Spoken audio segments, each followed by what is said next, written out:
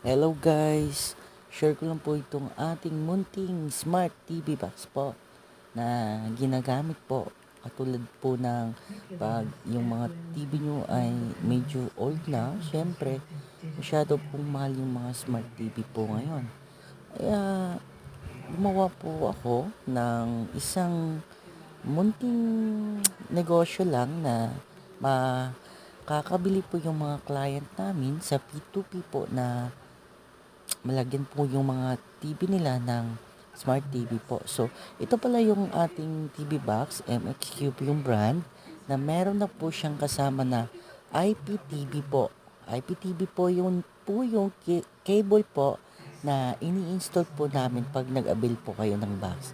So, mayroon po siyang 100 plus channel po